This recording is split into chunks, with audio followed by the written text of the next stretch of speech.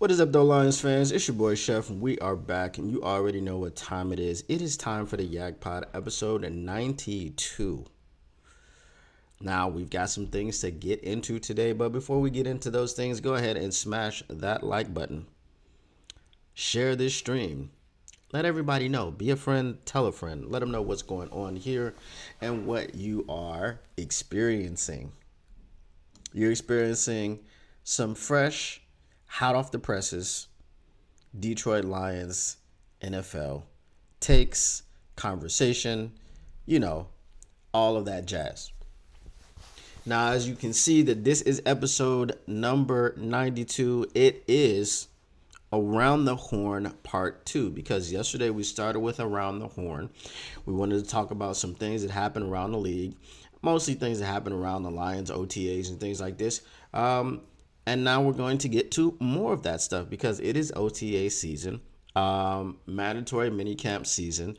All of these things are happening and going on right now, and we need to go ahead and make sure that we talk about them, and we talk about them extensively. Now, the first thing that we want to get to, and we're going to have a pretty interesting conversation today. You probably have seen the CJ Stroud comments about Matthew Stafford, and we're going to talk about those things. So if you haven't seen them, you'll see it today. We're going to talk about some Matthew Betts. We're going to talk about some vets. We're just going to talk about different things that are going on. Welcome in, Justin Fan. OTA other than about flannel. Well, that would be OTA F, not just OTA. Now, OTA, organized team activities, is what we're going to be talking about. We're going to be talking about some Jared Goff. We're going to be talking about some defense. We're going to be talking about a lot of different things. So let's go ahead, strap in, and get started talking about all these things that we have on the plate today. The first thing that we're going to talk about is, while it's fresh on my mind, we're going to talk about Matthew Betts. I saw a tweet from our very own Matthew Broder. Shout out Matthew Broder. He said there's more versatility to this guy than I think I even realized. And this is head coach Dan Campbell on Edge Matthew Betts, CFL's 2023 most outstanding defensive player. Now, Dan Campbell is a football guy, obviously. He's a head coach of football. He played for the Detroit Lions during the 0-16 season. He was a tight end. You really can't get too much more football guy than that. And especially if you're talking about a tight end, nose to the grindstone, blocking tight end. He caught a few passes, but that wasn't his forte. He played alongside greats like Calvin Johnson. And that's all that needs to be said. But anyway, if he is now starting to unpack layers to Matthew Betts, that means Matthew Betts has some layers to unpack. Today we have a new camera. Let me know what you think of the new camera. I think on my end is a lot crisper, a lot clearer, a lot less fuzzy. So I think it's doing pretty well for me. What do you think? Let me know in the comments. But yeah, Matthew Betts is a person with that singular quote from Dan Campbell, is a person that you can expect to make this roster. Now, do I have any predictions? Thank you, Justin Fan. Do I have any predictions about how he will perform? No, I don't have any predictions about how he will perform. But what I can tell you is this: he's versatile, because that's what Dan Campbell said. So you might see him moving around the defense. You might see him doing some stand-up. Okay, now, why is that significant? Well, in the CFL, they're not allowed to line up on the ball. They have to be a yard back from the ball. And coming a yard back from the ball, hey, how you doing, mile marker? Glad you made it. When you're starting off a yard back from the ball, and you're still beating offensive tackles to the quarterback, you're still beating them. That first step that he has, the burst that he has, it cleared that 1 yard situation. Now he doesn't have that 1 yard situation. Now some things could go either way with not having that 1 yard situation. Obviously, you're like, man, if he was really fast to the quarterback and he had a 1 yard deficit, he's going to be even faster to the quarterback without that 1 yard deficit. That's what we would think naturally, right? However, there is another situation where you could say that his hand fighting with offensive tackles and guards has not really developed to the point that you need it to develop in the NFL. So if a tackle gets his hands on him when he's trying to run around the edge, it's going to be difficult for him to disengage that block and get to the quarterback. That's what we could say. But now when Dan Campbell says this guy is very versatile, he's even more versatile than I expected. I didn't know he was this versatile. Now you're looking at him possibly doing some stand-up edge rushing, possibly going and getting that 1 yard back that he's comfortable with, so that he can explode to the quarterback, see ball, get ball, bring down sack. If he is a person, if he is a player who gets moved around the defensive line and the defensive front seven, I will say that he probably will be able to amass at least 5 sacks, right? I'm starting the bar low. I'm setting the bar low, at least 5 sacks. Now, for an edge, 5 sacks is a low bar. Last year, Lee McNeil got 5 sacks from the 3-tech, and he missed 4 games due to injury.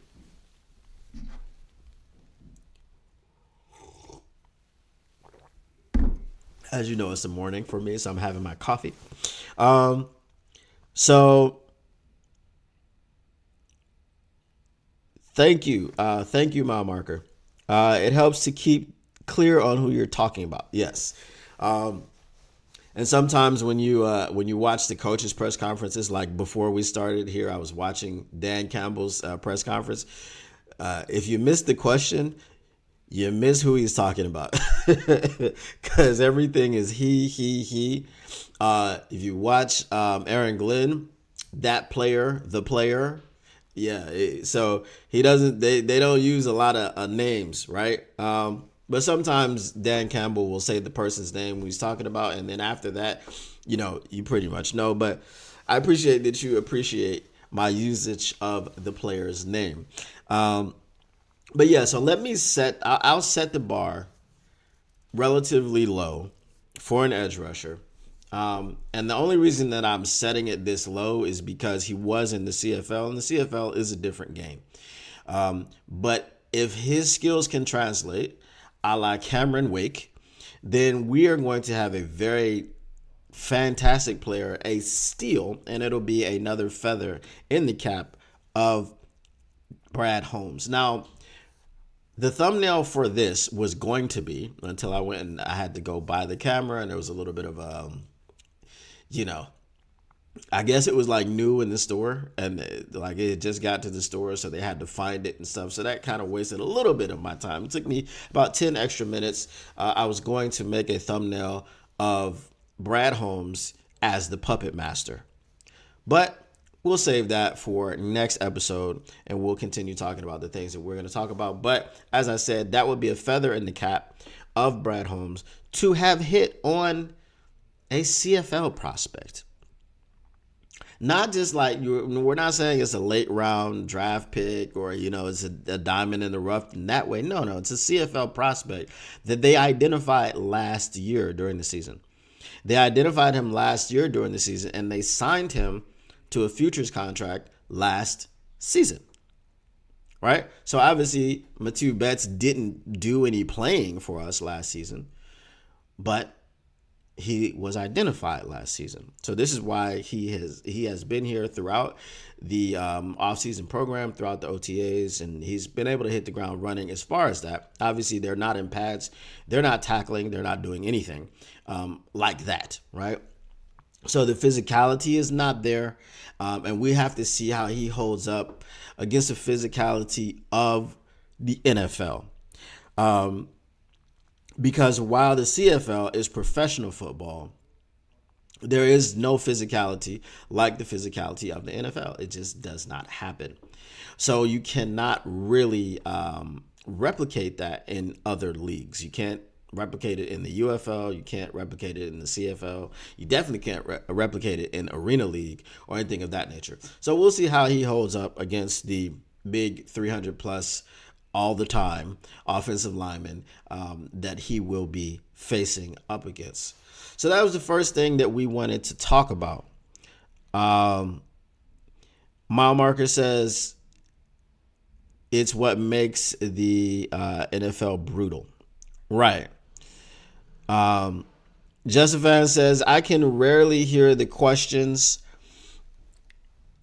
I don't know why they do that. I really don't. It's like a one-way conversation that you're listening to. And I really think that they should get a microphone, a wireless microphones, something of that nature. I don't know, man. But because of the nature of how the reporters ask the questions, right? They raise their hand and it's like, go, and they just start speaking, right? Maybe they should get a PA system that everyone can, I don't know, because again, you might have some trolls out there that start doing, it may be a little bit more difficult than what we think that it would be. But what I would say is it's difficult to do, right? It's difficult. It's not as easy as we think because you have to look at the logistics of it. If you put a microphone in a section and then a reporter has to go to that section, or he has to get to, you know what I mean? So it might be a little bit more cumbersome. Another thing that you could do is just kind of mic up the area that the reporters are sitting in and just have someone after, like before every question gets asked, they turn the microphones on, and after the question gets asked, they turn the microphone off, and they have, whoever's at the front, the coaches or the players, or the GMs or, front office people, whoever is holding the press conference, then they'll just speak, and they'll answer their questions. So it seems like, hey, it's probably easy to get it done, but just looking at the logistical situation, it's probably not that easy, which is probably why they haven't done it consistently. I've seen like a couple press conferences where they had microphones for the reporters, and it was so much better. But that's just not the case. So I think it's $1 billion business, the NFL. They should be able to figure it out. They should be able to hire the top audio guys and things of this nature to come in and just give the fans a better experience, because this is the reason why they televise all of these press conferences now. This is why they stream them to YouTube and all these things so that the fans can watch them. Before, you had to turn on Channel 7 and you weren't really getting, press conferences except certain times of the year, maybe after games and things of this nature. But now it's like year round. We have access to the team, access to the players, the coaches, the front office people throughout the year. So it's pretty cool. But again, in keeping with the advancements that they have made in switching to online platforms so that we can consume these press conferences, they probably should do a better job with the reporters asking questions that we can hear. So we don't have to kind of like guesstimate what the coach is referring to. Because sometimes they'll get to answering a question and you're just like, I don't know what he's answering. I don't know what the question was. So I don't have all the context. So they should do a better job at that. Good evening and good morning to you, Paul Thomas. Nice to see you once again.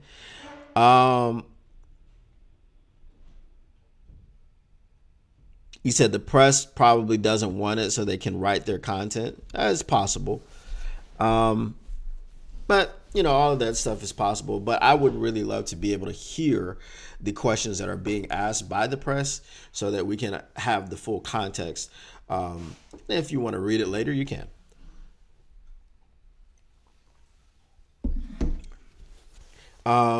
So yes, that was also Tim Twentyman said that Jared Goff threw a couple of red zone interceptions today. I think both of them were to Jack Campbell. Hendon Hooker threw 4 red zone touchdowns, took a sack, held onto the ball a little bit too long.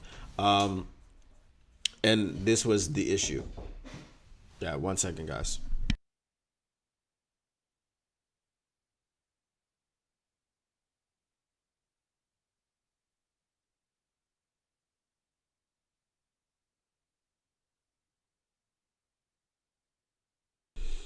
Yeah, I've got some people here fixing my heater. So, but yeah, what was I saying? Yeah, so Hendon Hooker held on to the ball too long. He was efficient in the red zone, but he did take a sack. All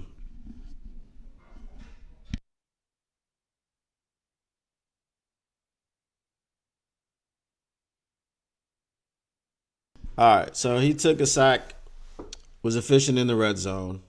Sorry, I got stuff going on over here. And this is it. This just brings me back to the whole Caleb Williams thing, right? This is essentially Hendon Hooker's rookie year. It's his first, live bullets, I guess you would say, against NFL level defenses. And I've been telling people that Caleb Williams, when you put on the tape, stares down receivers. He had 20 turnovers. I think it was like 15 interceptions and 5 fumbles last season in college. If he is going to stare down receivers in the NFL, he is going to throw a litany of interceptions. He is going to be turning the football over consistently and constantly if they don't coach that out of him. And he's had struggles early on in OTAs. Again, this is the first time that these quarterbacks have gone up against NFL defenders. They are not used to the speed of the game.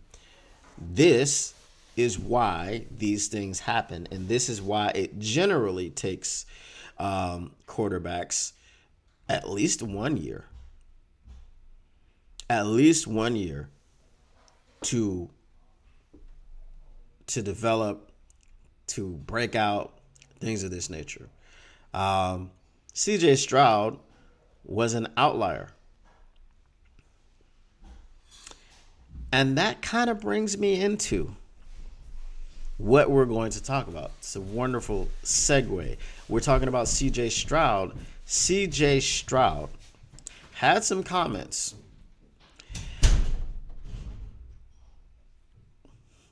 Yes, he did just close the door very loud. Anyway, CJ Stroud had some comments about Matthew Stafford. And I want to get to those.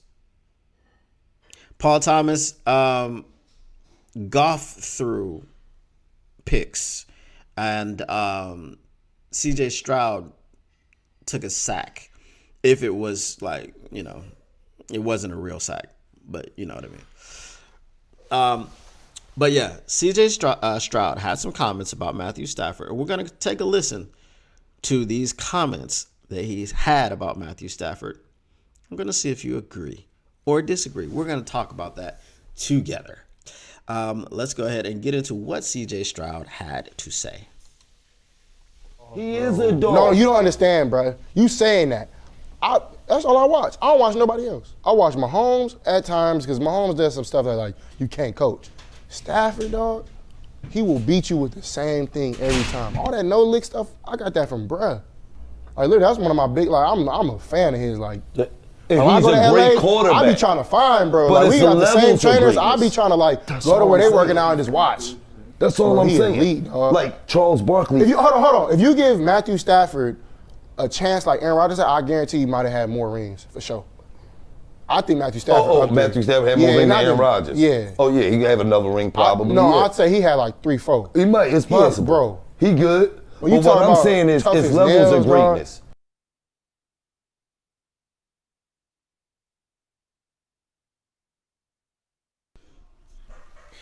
So we see what CJ Stroud had to say about Matthew Stafford. Now, I'm going to open up the floor to you guys in the chat, and you let me know if you agree or disagree with what CJ Stroud had to say. Paul Thomas says, apparently CJ missed the 25 pick sixes Stafford threw, making me throw my remote control against the wall 25 times. Uh-huh. Yeah, I agree with that sentiment, just Paul Thomas. Just a fan, lots of laughing emojis. Just a fan does not agree.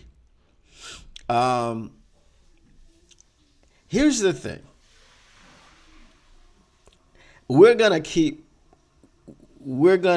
Yeah, I know, Paul Thomas, you don't agree either.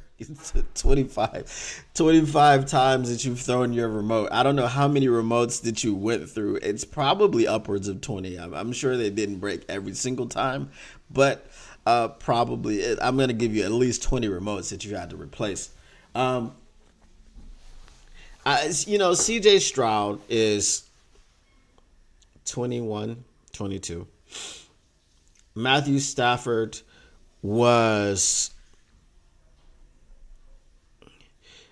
It'd take more than Green Bay's setup, Mile Marker says. So Matthew Stafford was drafted in...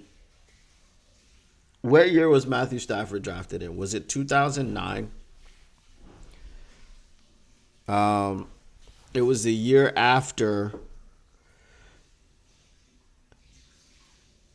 Yes, 2009. It was the year after 0-16. So if CJ Stroud is, let's say, 21 years old, that means, quick math, it's 2024. So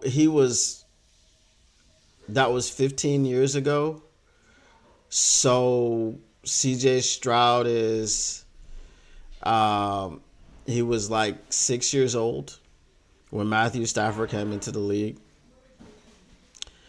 So when Matthew Stafford came into the league and CJ Stroud was 6,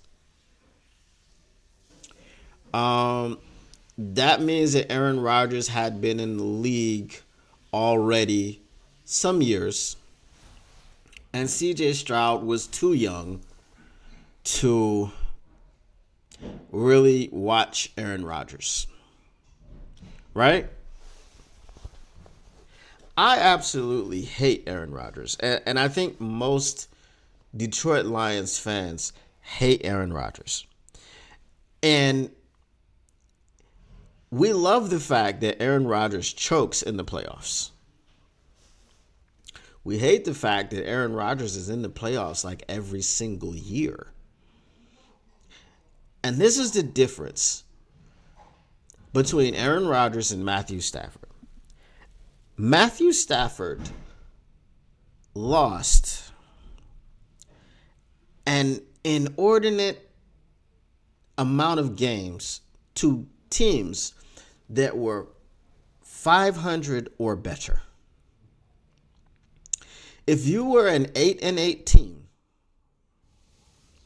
you were licking your lips at playing Matthew Stafford because he was not going to beat you. I think I had the stat earlier this offseason because I talked about it earlier. But Matthew Stafford was not going to beat you if you were a winning team. I see Eric in the chat. Yes. And my favorite Aaron Rodgers moment was when he was talking crap about the actual city of Detroit and Sue concussed him in the following game. I loved that because it's like, keep this city out of your mouth. We're talking about the team. Don't go to the city. Don't go to the people. But so, like I said, Matthew Stafford was not going to beat you if you were a 500 or better team. The record stands for itself. I think it was something like crazy. I don't remember the stat, but it's crazy. Like 12-70 or something like it. It's just something ridiculous. And there were times in Matthew Stafford's career, like 2014, where he had a fantastic, phenomenal supporting cast. Matthew Stafford played lights out in the first half. I will give him that. Then they made adjustments.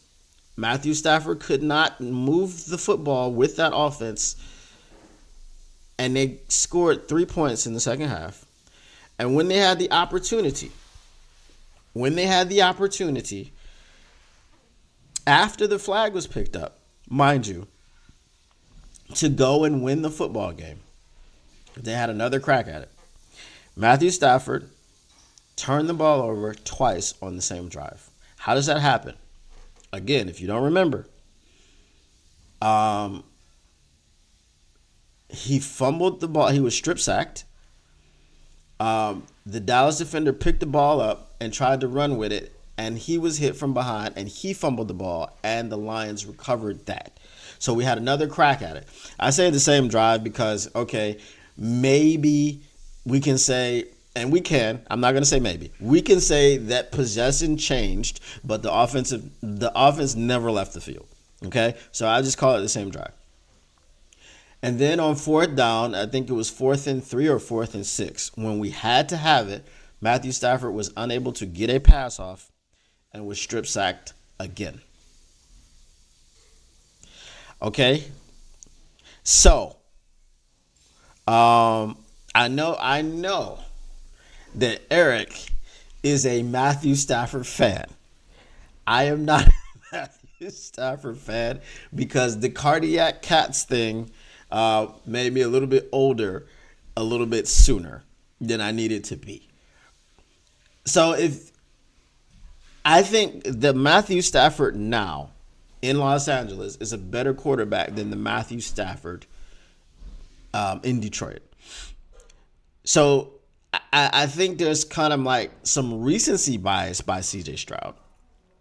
I would say something of that nature because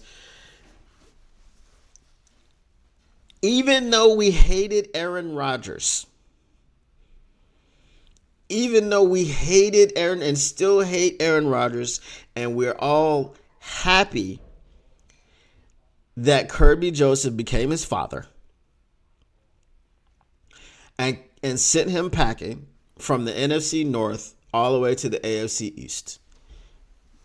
Is there anybody as a Detroit Lions fan that could have said, based off of sheer talent alone, we're not talking about character, none of that stuff, off sheer talent alone, forget his arrogance, forget his smugness, forget all of that, that you would not have replaced Matthew Stafford with Aaron Rodgers if you could do just an even swap? Stafford for Rodgers.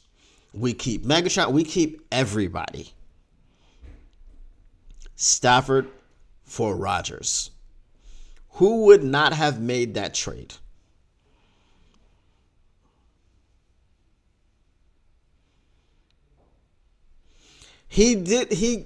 Eric, he had a team in 2014 now. Come on.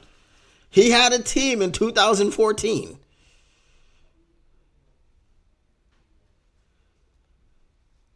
He did have that team in 2014. Right? Said Rodgers with the devil. I would not have made that trade. So that's what I'm saying, Eric. We got to take away all of the crap that we're stripping away. Okay, here's what I'm going to do for you, Eric. I'm going to give you a creative player. All right, we're gonna go back to Madden. I'm gonna take two creative players. We're gonna put Matthew Stafford's skill in creative player A, and we're gonna take Aaron Rodgers' skill and we're gonna put him in creative player B. And we're completely separating the human being. We're just taking the skill, the throw, like the arm talent, everything. We're taking all of that. We're stripping away Matthew Stafford and Aaron Rodgers, and we're just calling them player A and player B. Okay, Eric, are you putting player B on the Detroit Lions? Stripping away every personal trait of Aaron Rodgers. There's no personality. There's no nothing. He's just player B. Are you putting him on the Detroit Lions? Well,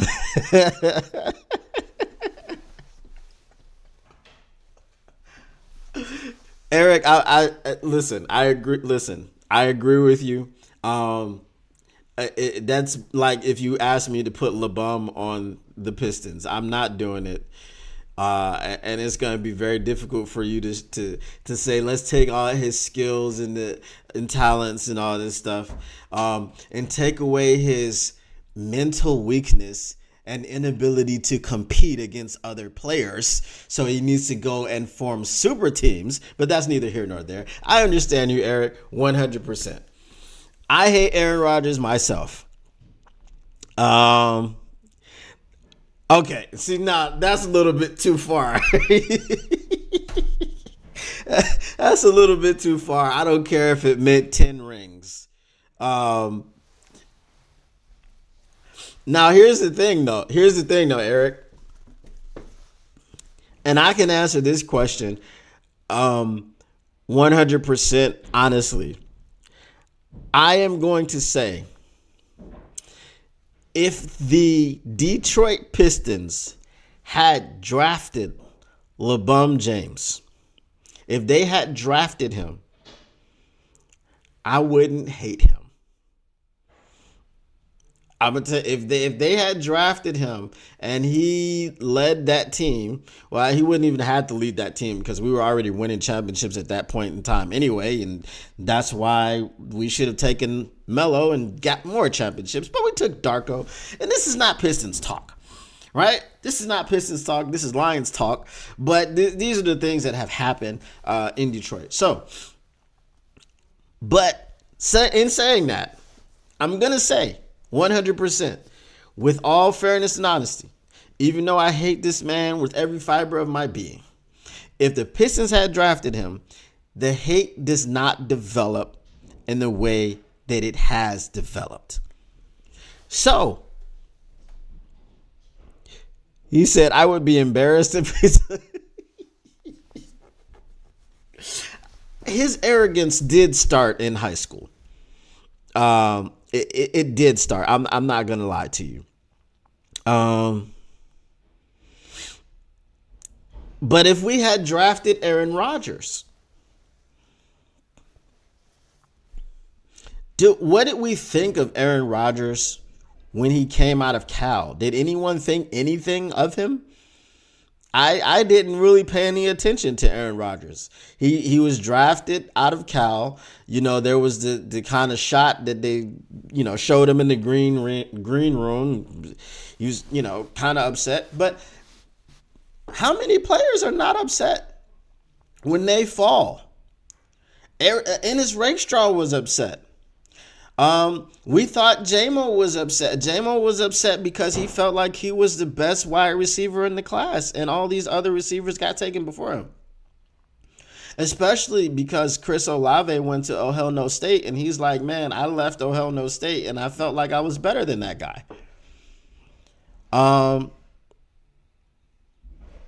So yeah, we thought Aaron Rodgers would suck, and we didn't know what Aaron Rodgers would turn out to be. So, and here's the thing, Paul Thomas. You draft an Aaron Rodgers, you think he's going to suck, and then he turns out to be what he is, and he belongs to the Detroit Lions. Now, I know it's difficult to go back and do this. I know this is very difficult, especially for Eric, because this is the most hated player of all time. I get it. I understand. I understand. But now I have another question.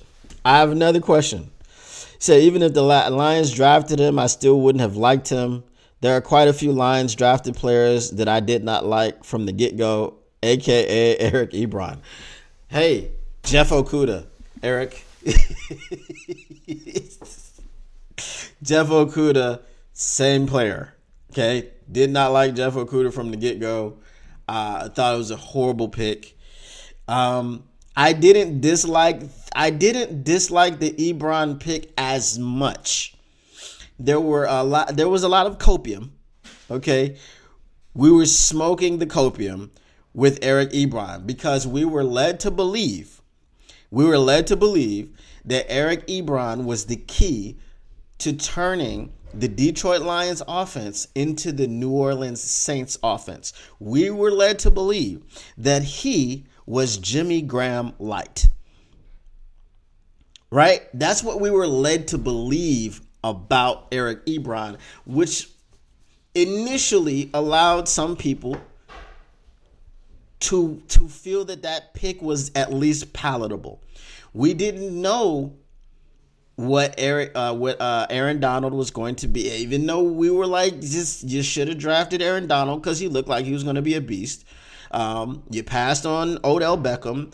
And we don't know if Odell Beckham becomes who he became because he'd have been playing with Calvin Johnson, but I'm pretty sure.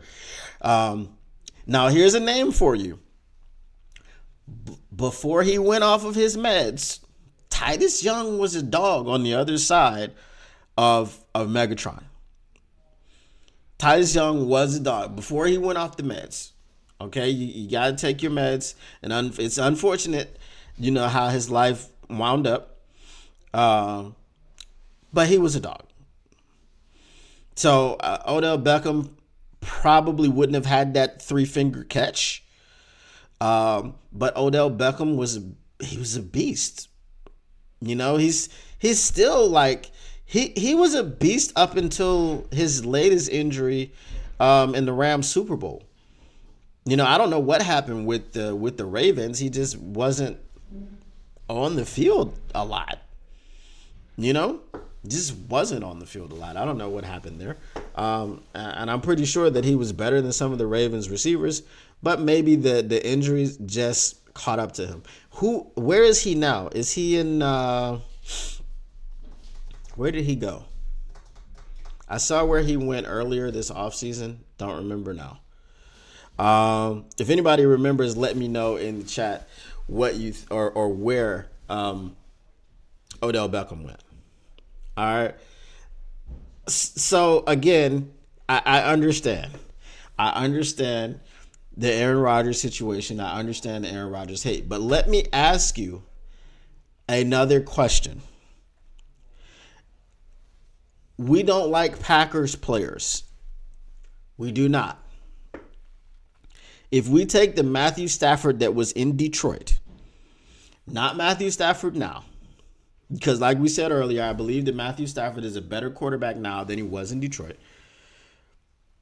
If we take the Matthew Stafford from Detroit and put him into we put him on the Packers, we remove Aaron Rodgers, we don't put him on our team.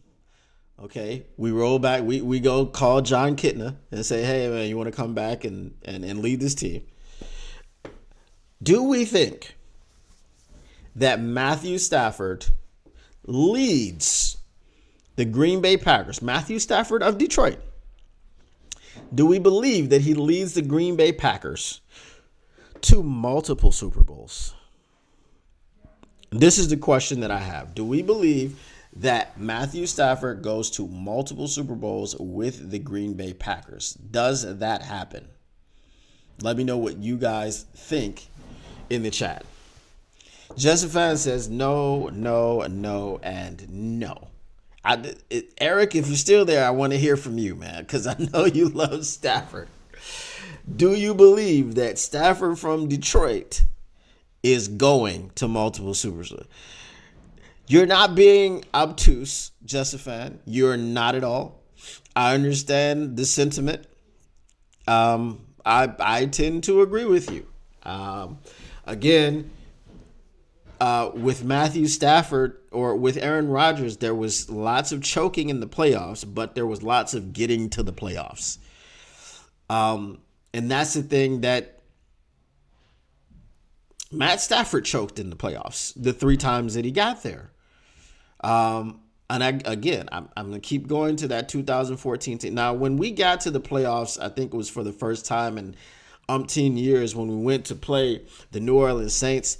There was no doubt in my mind that we were not beating the Saints. There is no doubt in my mind. And we got beat, what was like 45 to 7 or 12 or something crazy like that. And I expected to get shellacked by the New Orleans Saints. I didn't think we had a chance, but I was happy to be in the playoffs. Eric says only 2 former Packer players that came to Detroit ever won me over. That was Jamal Williams and TJ Lang. Did we really? I don't think. Do we have a lot of former Packer players that came to Detroit? Jamal Williams won everyone over and then pissed everyone off. That was the crazy thing. He won everybody over and then he pissed everyone off. So that was like that was a very, very interesting situation that happened.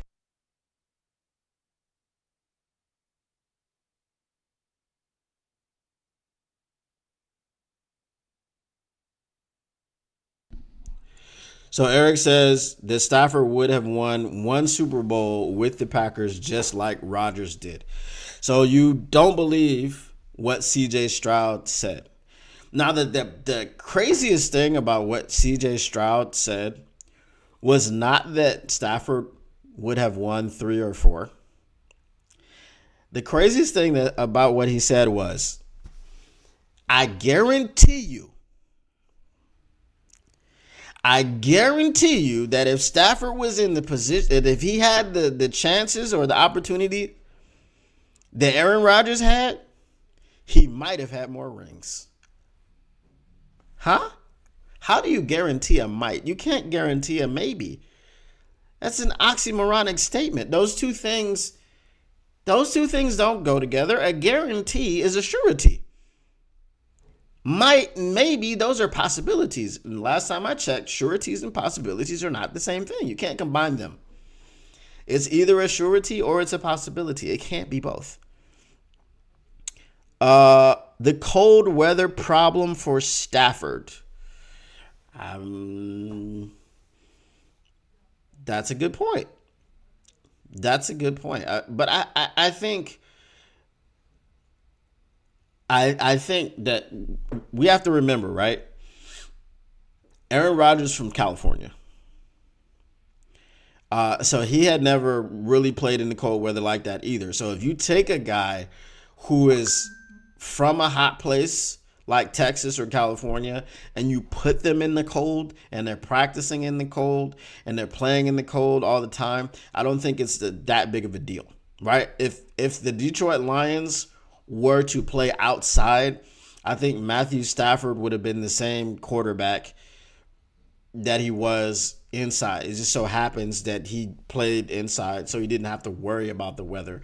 But a lot of these players are from the South or the West Coast, and they're not used to the cold. So I think that would have kind of been quelched by him actually being a Green Bay Packer and that being his hometown. Because I've never seen a player go to Green Bay and be there for multiple years and not get used to the cold. I don't think that happens.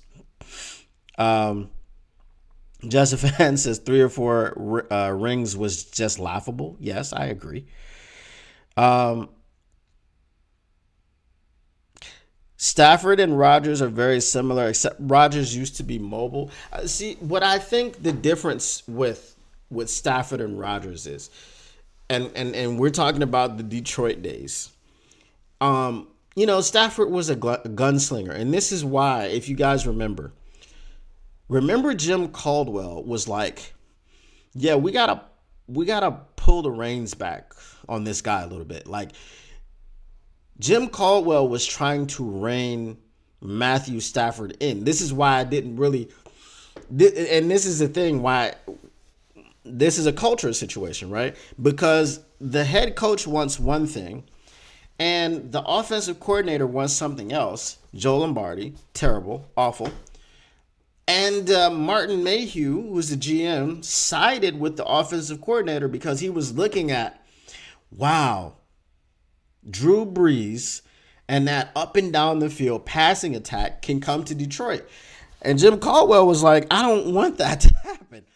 Jim Caldwell had more of a he had more of a Dan Campbell type of ideology than we realized. They just didn't have the personnel and the coaching to do it. Dan Campbell wants to run the football. He wants to pound the rock. Jim Caldwell wanted to do the same thing because he wanted to take the ball out of Matthew Stafford's hands because he had a propensity to turn the football over. Right? Hey, Phil, what's going on, man? Nice to see you. Nice to see you. Long time no see, bro. Stroud was really good, but he's young and doesn't know Stafford's history or Lions history. Yeah, and that's what I was saying earlier, that he was like 6 years old when Matthew Stafford was drafted. So he didn't really understand what he was watching. Stafford did get sacked a lot of times. That is very true. Very, very true. We didn't have great offensive lines, and that was another reason why we couldn't just pound the rock like Jim Caldwell wanted to do, right? Remember, guys, Drew Brees' last year in the NFL. Him and Tom Brady were doing this, right? Drew Brees played before Tom Brady, right? Drew Brees played at 1 o'clock. Tom Brady played at 4, or Tom Brady played at 8 o'clock.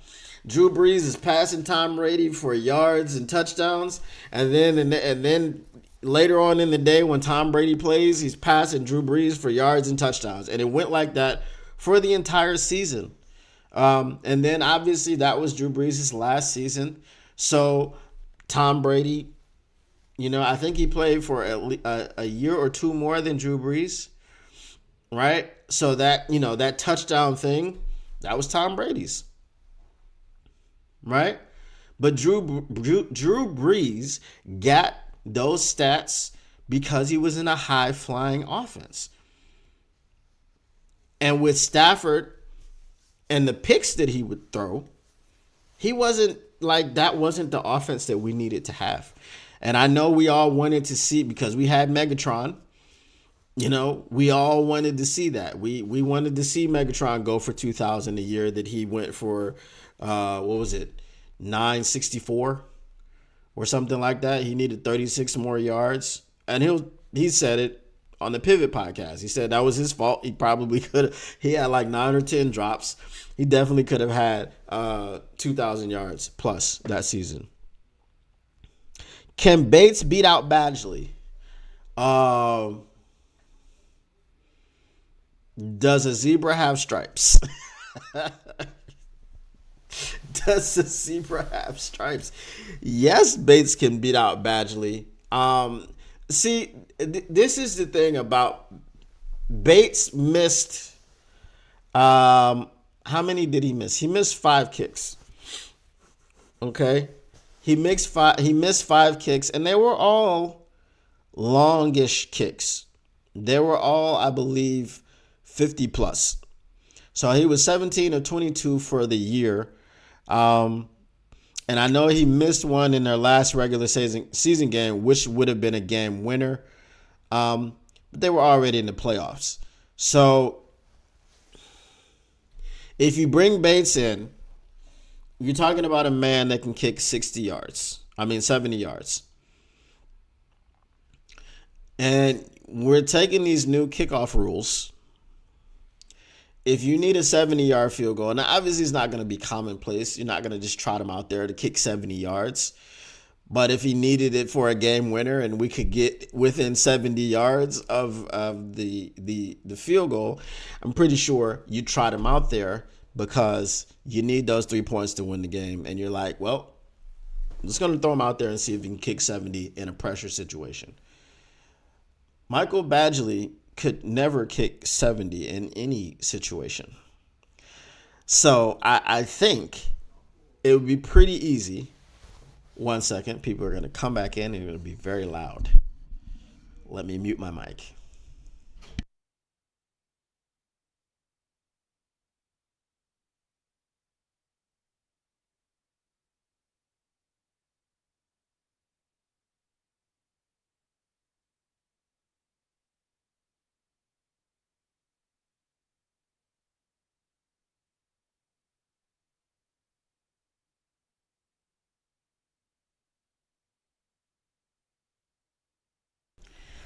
All right.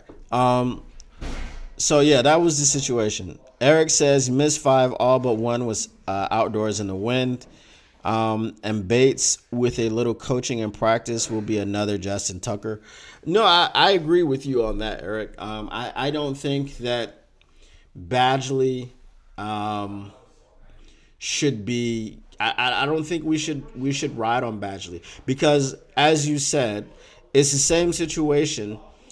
Badgley's problems for kicking were within the range that that we needed those kicks in the NFC Championship game. I'm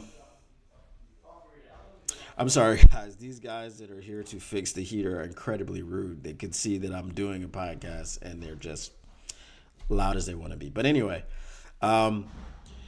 so as I was saying, that the range of kicks that we needed in the NFC Championship game were where Badgley had struggled. He was not, like, his percentage was in the 40s for hitting those types of kicks in those conditions. So yes, you bring in I was gonna say Michael Bates and Justin Bates. You bring in Jake Bates, you coach him up, and you ride with Jake Bates. I think it's pretty much a no-brainer unless he gets an offer that he can't refuse to leave Michigan, which I don't think he wants to leave Michigan. I mean, he's there. He's got fans there. He's already embraced by the city, and he doesn't even play for the Lions. That would be a situation where I would think he would probably stay if they made him an offer.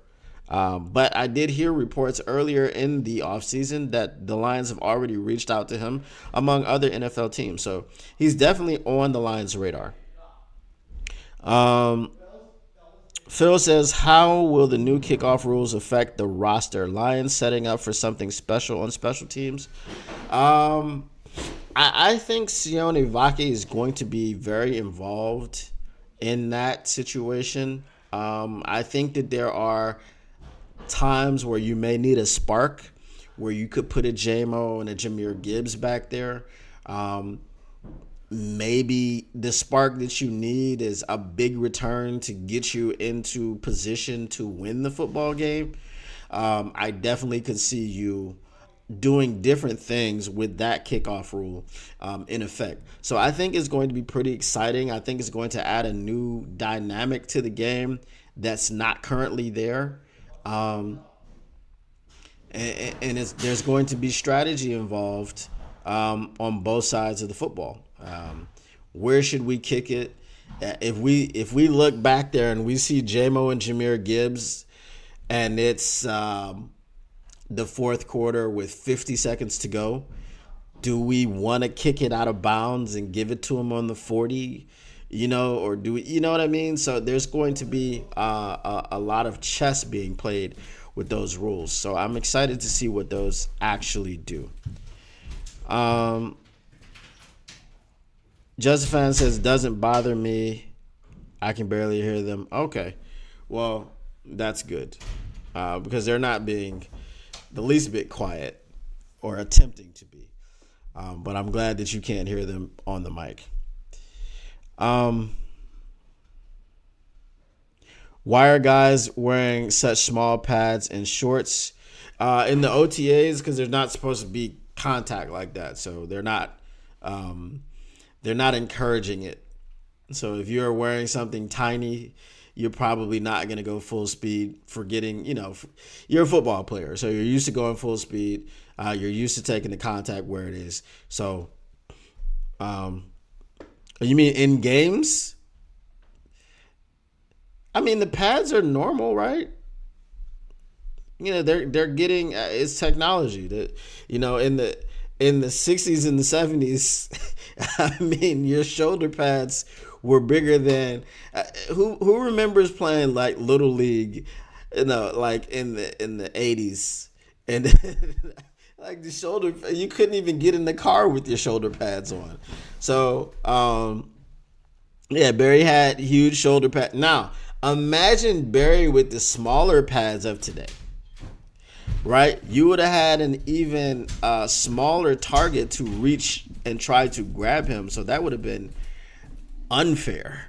Like, he was already unfair as a human being, but that would have been completely unfair if he was playing in the era where the pads are much smaller and the jerseys are much tighter. So it would have been like your area of grabbing him probably would have decreased by about 50%.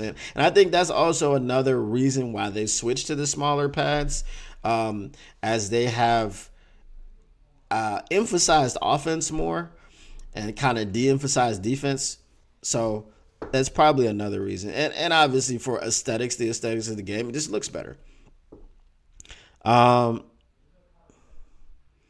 Yes, the pads were huge in the 80s. Tearaway jerseys, yep, I remember those. Earl Campbell was famous for those. Earl Campbell was just running around with no jersey on at all. That thing was just hanging off the shoulder pads. It was crazy. But yeah, so that's a good question, Phil. But like I said, I think it's just and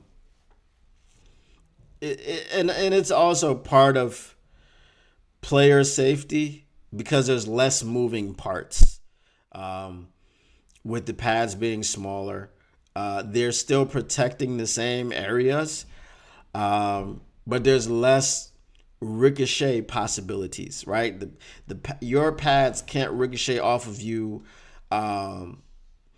If you put your shoulder into someone, it's only hitting the point of attack. It's not kind of reverberating through the chest, and flapping off and hitting something else, which all these things could cause issues. All right, Just a Fan, appreciate you. We will hopefully see you tomorrow. I'm also about to get out of here, guys. Earl Campbell's thighs were like an elephant. Yes, that is true. But I appreciate you guys coming and hanging out with me once again. Smash that like button if you haven't already. Share the pod. For those of you that know Phil, because you have not been here for a while, we will be moving this podcast to another channel very soon. The podcast will be called the All Grit Pod. I will be joining the Rocked On Podcast Network with people like Mr. Eric in the chat, Will Rock, and there will be guests, and there will be all types of things going on as we try to further this content and just move the network along. Just trying to be great, man. Trying to be great. So all grit all the time. It will be called the All Grit Pod. And as soon as we finalize all of the graphics and the logo and everything like this, we will be launching. Yes, all grit, hashtag grit culture. But I appreciate you guys once again. And like I said, and I've been saying, as soon as we have the information, when we're going to start, the schedules and all these things, I will be letting you guys know here. where to go and subscribe. And you can come over and hang out with more people over on the Rocked On Podcast Network. But once again, guys, appreciate you. Thanks for hanging out. Smash like buttons, share. And I know you guys are all subscribed, but let other people know that they should subscribe too. And as always, until next time, peace.